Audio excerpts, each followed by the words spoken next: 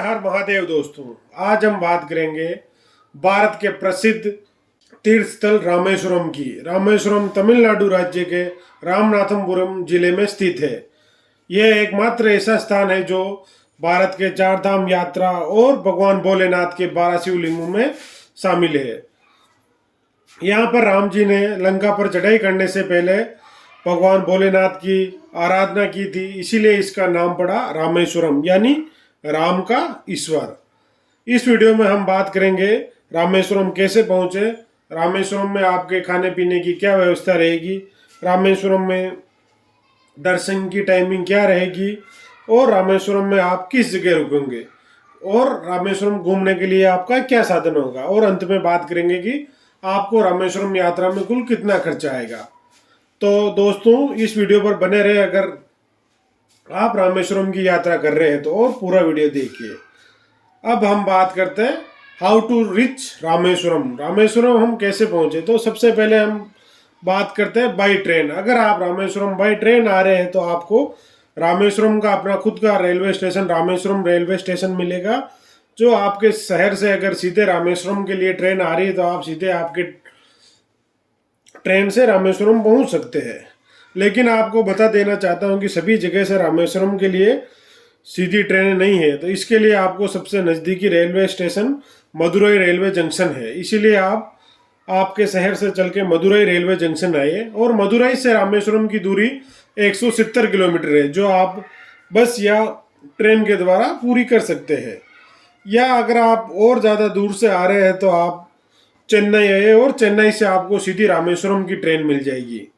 और मैं आपको बता देना चाहता हूं कि भारत का सबसे बड़ा रेल ब्रिज पम्बन ब्रिज इसी रेलवे लाइन पर है, इसीलिए मैं आपको रिकमेंडेड करूंगा कि आप सीधे ट्रेन से ही आए, ताकि आप उसका भी मजा ले पाएंगे। में बना हुआ एक बहुत विशाल ब्रिज है। अब हम बात करते हैं बाई रोड। अगर आप बाई रोड रामेश्वरम आ रहे हैं तो आपको इसके लिए गवर्नमेंट एवं प्राइवेट दोनों प्रकार की बसें मिल जाएगी, जिसमें आपको किसी प्रकार की कोई असुविधा नहीं होगी। और आप चाहो तो आपके निजी वाहन से भी सीधे रामेश्वरम की यात्रा कर सकते हो। आपको बता देना चाहता हूं कि मदुरई से रामेश्वरम अगर आप वाया बस आ रहे हैं तो आपको उसके लिए 200 से 300 रुपये किराया देना होगा। अब हम बात करते हैं बाई फ्लाइट। अगर आप रामेश्वरम की यात्रा बाई फ्लाइट करना चाहते हैं तो आपको नज़दीकी एयरपोर्ट मदुरई एयरपोर्ट है। यहाँ आकर आप ट्रेन, बस या टैक्सी के माध्यम से रामेश्वरम जा सकते हैं। एयरपोर्ट के बाहर ही टैक्सी आपका इंतजार कर रही होगी, तो आप टैक्सी में बैठ के सीधे रामेश्वरम पहुंच सकते हैं। मंदिर के दर्शन करने से पहले आपको कुछ बातों का ध्यान रखना है। जैसे मंदिर से 100 मीटर दूर अग्नि तीर्थ जहाँ जाकर स्नान करें। यह वही स्थान है जहाँ श्री राम जी ने रावण का वध करने के बाद यहीं आकर स्नान किया था, इसीलिए आप भी यहाँ जाकर स्नान अवश्य करें। यहाँ पर भगवान राम ने लहरों को छुआ, इसीलिए यहाँ की सारी लहरें शांत है, बिल्कुल शांत है यहाँ की लहरें।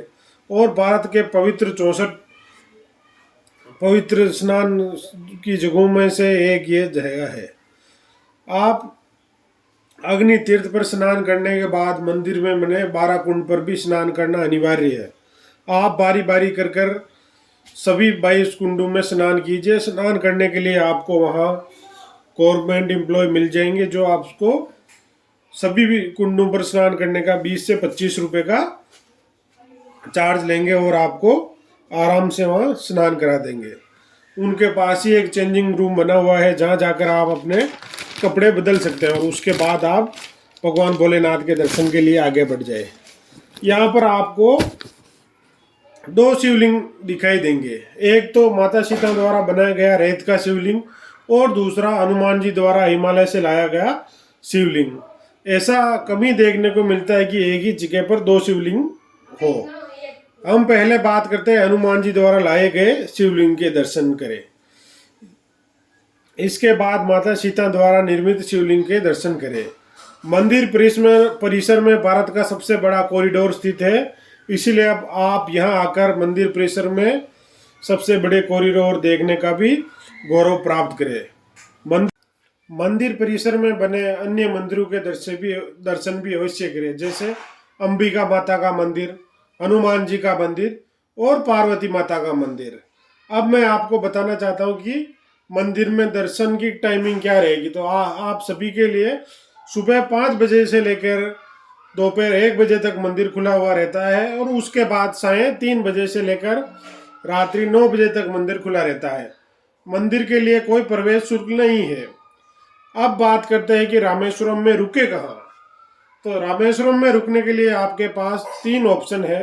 पहला, धर्मशालाएं। अगर आप धर्मशाला में रुकना चाहते तो मंदिर परिसर से आधे से 1 किलोमीटर की परिधि के अंदर आपको कई सारी धर्मशालाएं देखने को मिल जाएगी, जो प्रति रूम का वहाँ पर किराया आपको 250 रुपये से लेके 300 रुपये तक देना होगा। उसके अलावा दूसरा ऑप्शन है आपका रामेश्वरम मंदिर ट्रस्ट द्वारा होटल। अगर आप रामेश्वरम मंदिर ट्रस्ट द्वारा प्रोवाइड की जा रही होटलों में रहना चाहते हो तो इसके लिए आपको आपकी यात्रा से ठीक 3 दिन पहले ऑनलाइन बुकिंग करवानी होगी। ऑनलाइन बुकिंग के लिए आप इस वेबसाइट पर जाकर बुक करवा सकते हो अपना रूम, जिसका चार्ज आपको प्रतिदिन के हिसाब से 500 रुपये देना होगा। और अब हम बात करते हैं तीसरे माध्यम की। तीसरा माध्यम प्राइवेट होटल्स। मंदिर परिसर के पास बहुत सारी आपको प्राइवेट होटल देखने को मिल जाएगी, जहां आप 500 रुपये से लेकर 1000 रुपये तक रूम बुक कर सकते हैं। यह आपको ऑफलाइन और ऑनलाइन दोनों सुविधा आपको यहाँ मिल जाएगी। अब हम बात करते हैं रामेश्वरम में भोजन की व्यवस्था। अगर आप रामेश्वरम जा रहे हो और भोजन कर रहे हो तो आपको पहला ऑप्शन मिलेगा ट्रस्ट द्वारा निर्मित भोजन। रामेश्वरम मंदिर के में ही आपको ट्रस्ट द्वारा प्रतिदिन 11 बजे से लेकर 3 बजे तक एक स्वादिष्ट भोजन प्रोवाइड कराया जाता, जहाँ जाकर आप भोजन कर सकते हो। और दूसरा ऑप्शन आपके लिए मिलेगा प्राइवेट रेस्टोरेंट। आप प्राइवेट रेस्टोरेंट में जाकर ब्रेकफास्ट, लंच, डिनर तीनों की सुविधा आपको मिल जाएगी। यहाँ आपको 100 रुपये से लेकर 150 रुपये तक प्रति व्यक्ति प्रति प्लेट देने होंगे। अब हम बात करते हैं best time to visit Rameswaram. Rameswaram जाने का सबसे अच्छा समय कौन सा है। तो आपको बता देना चाहता हूँ कि रामेश्वरम आपके लिए 12 महीने खुला हुआ रहता है, लेकिन फिर भी अगर आप रामेश्वरम की यात्रा कर रहे हो तो गर्मियों के दिनों में अवॉइड करें, क्योंकि इस समय यहाँ का तापमान ज़्यादा रहता तो आपको या आपकी यात्रा में परेशानी हो सकती है। बेस्ट टाइम आपको रहेगा विंटर का, तो आप विंटर के समय में आए, जैसे नवंबर से लेकर फरवरी तक, और बाबा भोलेनाथ के दर्शन कीजिए। और आपको मैं बता देना चाहता हूँ कि आप मानसून के मौसम में भी यहाँ आने से बचें, क्योंकि बारिश होने से आपको यहाँ तकलीफ हो सकती है। और रामेश्वरम आने के बाद आपका स्टे कितने दिन का रहेगा। तो रामेश्वरम आने के बाद आपको कम से कम 2 दिन का स्टे रखना चाहिए, जिससे आप रामेश्वरम मंदिर को अच्छी तरह से दर्शन करें और इसके आसपास बने अन्य जगहों पर भी आप जाकर आराम से दर्शन कर सकते हो। रामेश्वरम में घूमने के लिए क्या क्या जगह है। रामेश्वरम में घूमने के लिए सबसे पहले हम बात करते हैं पंचमुखी हनुमान मंदिर की। यहाँ पर भगवान हनुमान की बहुत बड़ी पंचमुखी विशाल मूर्ति बनी हुई है। यहाँ आकर आप अवश्य भगवान हनुमान जी के दर्शन कीजिए। उसके बाद नाम्बूनाथ जी मंदिर। नाम्बूनाथ जी मंदिर में माँ पार्वती माता का मंदिर है। यहाँ आकर भी आप अवश्य दर्शन कीजिए। जिन लोगों को यहाँ संतान प्राप्ति नहीं होती है, वह जोड़ा यहाँ आकर माँ पार्वती का आशीर्वाद लेता, जिस कारण से उनके संतान प्राप्ति हो जाती। तो यह संतान प्राप्ति वाले लोगों के लिए काफ़ी कारगर मंदिर साबित है। अब हम बात करते हैं साक्षी हनुमान मंदिर की। साक्षी हनुमान मंदिर मुख्य मंदिर से लगभग 2 किलोमीटर की दूरी पर है, जहाँ जाकर आप हनुमान जी के दर्शन कर सकते हो। चौथे नंबर पर आए कलाम स्मारक। कलाम स्मारक डॉक्टर एपीजे अब्दुल कलाम जी के स्मारक बना गया है, इसीलिए आप आकर यहाँ भी घूम सकते हैं। यहाँ पर डॉक्टर एपीजे अब्दुल कलाम जी को दफनाया गया था, उसी जगह पर कलाम स्मारक बनाया गया है, तो आप यहाँ आकर भी अवश्य घूमिए। अब हम बात करते हैं धनुषकोडी।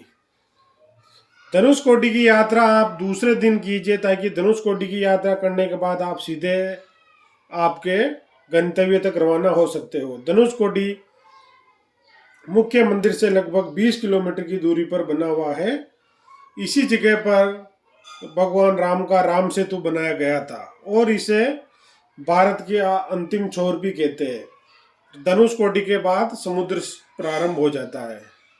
तो आप धनुषकोटी की बहुत ही खूबसूरत जगह पर आकर यात्रा का आनंद अवश्य लीजिए। यहाँ पर आपको बोटिंग करने को मिल जाएगी और बहुत कुछ देखने को मिल जाएगा। अब बात करते हैं हम, आप इन सभी जगहों पर घूमेंगे कैसे।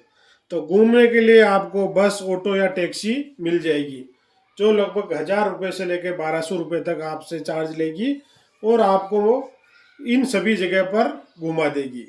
और अंत में हम बात करते हैं वीडियो के, आपको रामेश्वरम घूमने में कुल कितना खर्च आएगा।